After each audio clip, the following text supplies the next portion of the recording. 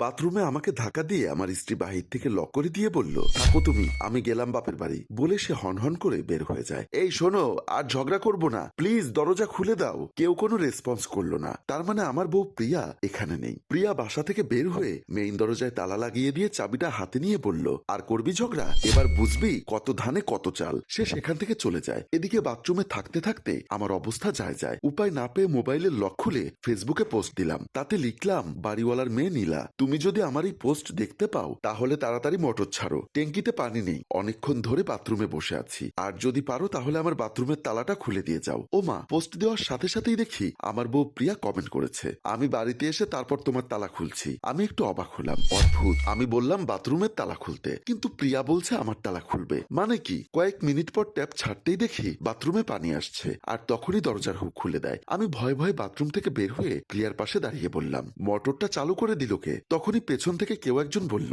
আমি চালু করে দিয়েছি দুলাভাই। বলেই কি সুন্দর এক লজ্জাসূচক হাসি দিয়ে সামনে আসে নীলা। আমি প্রিয়াকে উদ্দেশ্য করে বললাম, দেখেছো তোমার বোন কত ভালো? বলার সাথে সাথে মোটর চালু করে দিয়েছে। প্রিয়া আমার দিকে চোখ বড় বড় করে তাকিয়ে বলল, দুজনের মধ্যে কি চলে সব? আমি আর নীলা একে অপরের দিকে তাকিয়ে রইলাম। কি হলো বলো না কেন?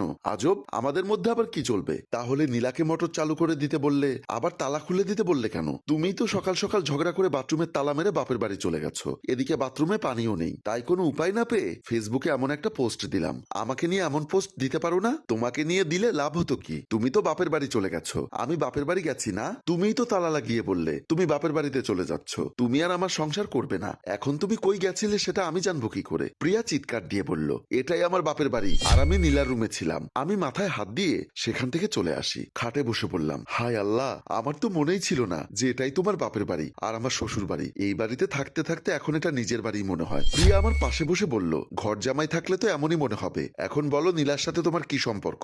সত্যি বলছি, নীলার সাথে আমার কোনো সম্পর্ক নেই। বিশ্বাস না হলে নীলাকে জিজ্ঞাসা করো। নীলা বলল, তোমার সাথে আমার কিরকম সম্পর্ক? কিসের সম্পর্কের কথা বলছেন? প্রিয়া রাগি চোখে আমার দিকে তাকাতেই আমি ভয়ে ঢোক গিলে বললাম, অদ্ভুত, নীলার সাথে আমার আবার কিসের সম্পর্ক? তাহলে বল নীলা, তোর সাথে রোহানের কিসের সম্পর্ক? নীলা হাতে ওড়না পেঁচাতে পেঁচাতে বলল, আমার সাথে রোহান ভাইয়ের শালিদুলা ভাইয়ের সম্পর্ক। এবার যেন আমি হাফ ছেড়ে বাঁচলাম। মাথাটা উপরে তুলে সামনে তাকিয়ে দেখি দু বোনের এক বোনও নেই। পেতনি নাকি? এক নিমেষেই দুজন উধাও। খাবার টেবিলে পায়ে মশা কামড়ে পা নাড়া দিতেই পা গিয়ে লেগে যায় নীলার সাথে। নীলা তৎক্ষণাৎ চিৎকার করে বলল, দেখো আপু, দুলাভাই আমাকে লাথি দিচ্ছে। শ্বশুর শাশুড়ি কিছুক্ষণ আমার দিকে তাকিয়ে থেকে আবার খাওয়াই মন দিল, কিন্তু প্রিয়া রাগের দৃষ্টিতে আমার দিকে তাকিয়েই রইল। আমি চেহারা নিচু করে খেতে লাগলাম। রাতে বিছানায় শুয়ে শুয়ে মোবাইল টিপছি, আর প্রিয়া উকি দিয়ে তা দেখছে। হঠাৎ করে ইমো থেকে নোটিফিকেশন এলো। সেখানে জেনি নামের একটি মেয়ের অ্যাকাউন্ট থেকে SMS এসেছে, আই লাভ ইউ। মেসেজটা দেখেই প্রিয়ার সন্দেহের মাত্রা আরো বেড়ে গেল। সে তো আর জানে না যে ইমো থেকে এমন অদ্ভুত নোটিফিকেশন এসে হাজারো সিঙ্গেল ছেলেদের মন ভেঙে দেয়। নোটিফিকেশন দেখার পর প্রিয়া শান্ত স্বরে বলল, আচ্ছা তুমি আমাকে বাদে আর কয়জনকে ভালোবাসো? আর কটা মেয়ের সাথে তোমার রিলেশন আছে? আমি মুখে হাত দিয়ে বললাম, নাউজুবিল্লাহ, বিশ্বাস করো তুমি ছাড়া অন্য কোনো মেয়েকে আমি ভালোবাসি না, আর কারোর সাথে আমার রিলেশন নেই। তাহলে সেদিন রাতে যে টুনটুনির আম্মু নামের এক নাম্বার থেকে কল এসেছিল, সেই মেয়েটাকে? আরে ওটা আমার অফিসের এক কলিগের নাম্বার। ওনার মেয়ের নাম টুনটুনি, তাই টুনটুনির আম্মু লিখে সেভ করে রেখেছি। উনি আমার বয়সেও অনেক বড়। সত্যি বলছো তো? হ্যাঁ একদম সত্যি। আমাকে বিয়ের আগে কয়টা প্রেম করেছো? একদম সত্য বলবে। করেছি কয়েকটা, এত কিছু মনে নেই। প্রিয়া মন খারাপ করে বলল, আচ্ছা যাই হোক, তুমি নাকি আগে কবিতা লিখতে, আমাকে একটা কবিতা শোনাও না। বউ হঠাৎ এত রোমান্টিক হয়ে উঠলো, আমার কবিতা শুনতে চাচ্ছে। এই কবিতা লিখে স্কুল কলেজে কত মেয়ে পটিয়েছি, আর আজ নিজের বউ সেই কবিতা শুনতে চাচ্ছে। খুশি খুশি ভাব নিয়ে বললাম, তা কেমন কবিতা শুনতে চাও? তোমার লাইফ স্টোরি নিয়ে কবিতা বলো। অদ্ভুত, মানুষটাই রোমান্টিক কবিতা, আর এই মেয়ে কিনা আমার লাইফ স্টোরির কবিতা শুনতে চায়। যাই হোক, বউ বলে কথা, তাই বলতে শুরু করি। বিয়ে কেন মানুষ করে যেখানে মানুষ মরার আগে মরে? বিয়ের আগে ভালো ছিল যখন অনেক প্রেম ছিল। কবিতা শেষ হওয়ার সাথে সাথেই প্রিয়ার আগের ঠেলায় বালিশ দিয়ে কয়েকটা বাড়ি মেরে ফুপিয়ে কান্না করতে করতে বলল, ইউ চিটার, পাটপার, প্রতারক, এতগুলো প্রেম করে শেষমেশ আমাকে বিয়ে করে ঠকালি। আবার আমার বাপের বাড়িতে থেকে আমাকেই ঠেস মারছ।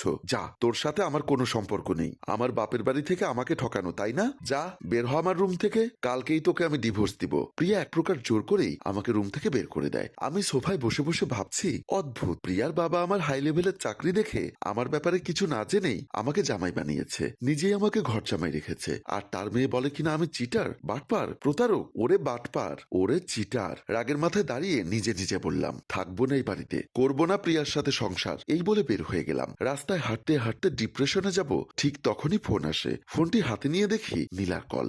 রিসিভ করতেই বলল, দুলা ভাই, আপনি যদি 10 মিনিটের মধ্যে গোলাপ নিয়ে আপুকে প্রপোজ না করেন তাহলে আপু নাকি বাপের বাড়ি চলে যাবে। কথাটি শুনেই আমি নিজের দিকে ভালো করে দেখছি আমি কোন জগতে, আসলে আমি ঘর জামাই থাকি নাকি প্রিয়া আমাদের বাড়িতে থাকে। আচ্ছা ঠিক আছে, আমি আসছি বলে কল রেখে দিয়ে ভাবছি আগে একটা গোলাপের ব্যবস্থা করি বলে সামনে হেঁটে চলে যাই। সোফায় এসে দেখি প্রিয়া আর নীলা সোফায় বসা, দুজনের মুড অফ। প্রিয়া আমার দিকে মুখ তুলতেই দেখি চোখ দিয়ে আগুনের ফুলকি ঝরছে। সে দাঁড়িয়ে যায়, মনে হচ্ছে গিলে খাবে। আমি চোখের দিকে তাকিয়ে ভয় পেয়ে উঠি আর ওর পাশে এসে একটু হাঁটু গেড়ে বসি। তা দেখে নীলা দাঁড়িয়ে মোবাইলের ক্যামেরা ওপেন করে আমি প্রিয়ার দিকে গোলাপ দুটি বাড়িয়ে দিলাম। তা দেখে নীলা বলল, ওয়েট ওয়েট, আমি এই দৃশ্যটা ভিডিও ধারণ করতে চাই। এই ভিডিও টিকটকে আপলোড করব, আর ক্যাপশন হবে জামাই বউয়ের ভালোবাসা এমন হওয়া উচিত। প্রিয়া হেসে আমার ফুলটি হাতে নিয়ে আমাকে দাঁড় করিয়ে বলল, এভাবে ভালোবেসো প্রিয়, আগে যা করেছো করেছো, এখন সব ভালোবাসা আমার জন্য। আমি রাগ করলে রাগ ভাঙাবে, ঠিক আছে বউ? নীলা ক্যামেরা অফ করে বলল, তোমাদের এই ভালোবাসা দেখলে আমার খুব জ্বলে, জানি না আমার কপালে কোন অকর্মা আছে। কথাটি শুনেই আমরা হেসে উঠি। আর সুন্দর হাসি খুশি খুনসুটি ভালোবাসা দেখিয়ে